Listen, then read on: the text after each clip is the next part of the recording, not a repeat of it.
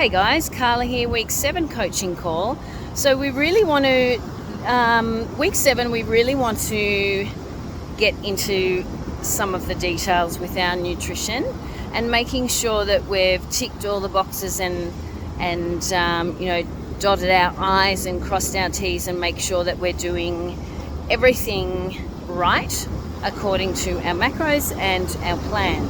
So the first thing there is making sure that we are tracking and logging our food into one of the apps.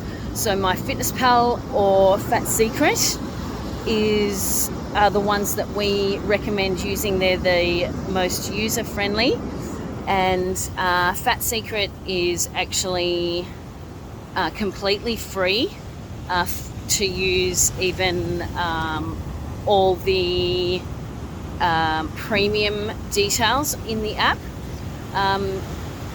MyFitnessPal, I think they've changed it, so some of the features I think you have to be clicking on premium, which is the paid version.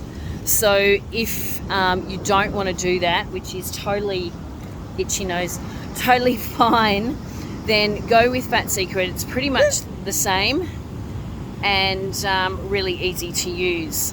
So the reason why we do that is so you can see what each meal is giving you.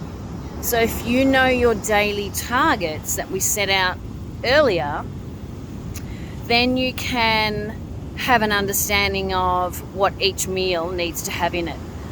So if your target is 100 grams of protein and you're eating 5 meals, and you know how much protein you need in each meal and so forth. So depending on how many meals a day you're having. So if your target is 120 grams of protein, divide it by how many meals you're actually having. Make sure that your meals are 2 to 3 hours apart, no longer than 3 hours, because your metabolism does start slowing down after that time. So if you've got a period of more than 4 hours where you actually don't eat food, I would suggest to throw in a protein shake in the middle there. If you're not hungry or if you're on the go, it's easy to grab a protein shake, and especially for those who are struggling to actually hit their protein targets, throwing in a protein shake in the middle between 2 meals that are sort of stretched out is a great option, a very easy option as well, and most people, well, everyone is able to manage that. So taking a look at each meal that you're logging in and taking a look at what the macros are in each of those meals. So if you're consistently under with your protein targets, so when I say under, I'm talking significantly under. So if it's sort of 10 or 15 grams, it's not a big deal. And especially if you're not really super active.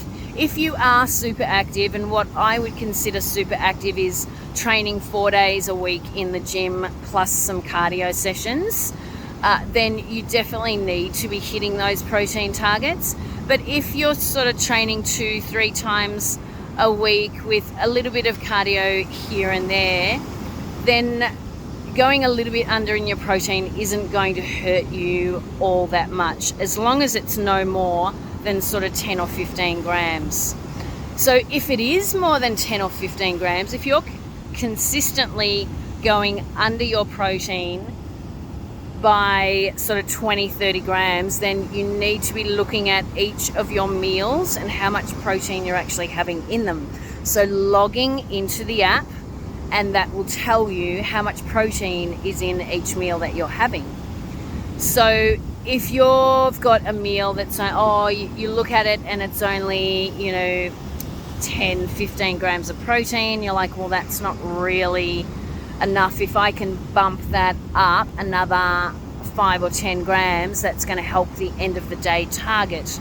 So adding in an extra egg or egg white, add in a bit more tuna or a bit more chicken, things like that can really help just to bump that protein up. And if you've got a couple of meals like that, then you can just easily just adjust that protein by adding just a little bit more. Or alternatively, if you've got 4 hours where you're not having any food, throw in a protein shake in the middle. Most protein shakes will give you about 25 grams of protein, which will really, really help increase those end of day levels. So similar with your other macros, especially your fats. Obviously it's very, very easy to go over on your fats, so we sort of want a minimum of 0.5 gram per kilo of lean body weight. So that's why we set it just a little bit higher. So if your target was if your lean body weight target is 60 or 65 kilos, then we set your fats target at about 40 grams. And it's actually pretty easy to get that without even really trying. If you're having olive oil on your veggies and your salads, you're pretty much going to hit that fats target for the day. So if you're consistently going over, like considerably over, if you're hitting sort of 60, 65, 70 or more grams of fat, it's way too high. So you need to be looking at where you're adding in nuts, where you're adding in cheese, where you're adding in avocados, those sorts of things that are actually higher in fats that don't need to be there. So take a look at that. Your carbs we can play around with quite a bit. But if you are consistently going over, quite considerably over in your carbs, and you're not dropping any body fat or measurements, then you need to be looking at dropping those carbs just a little bit. But also looking at your fats levels as well. So if you're consistently over in your fats and consistently over in your carbs, and you're not getting the results you want, that is exactly why. So taking a look at those levels and making some small adjustments. Quite often it can just be 10 grams less in the fats and 10 grams or so less in the carbs each day, and that makes a huge difference. So just playing around a little bit with that. With your exercise, make sure that it just becomes part of your weekly habits. So this is the whole idea of pushing through, even those times when you don't feel like, you don't want to exercise. If it was left up to us to just do what we wanted to do, nothing would get done. So we all have to do what we need to do in order to get the results that we want.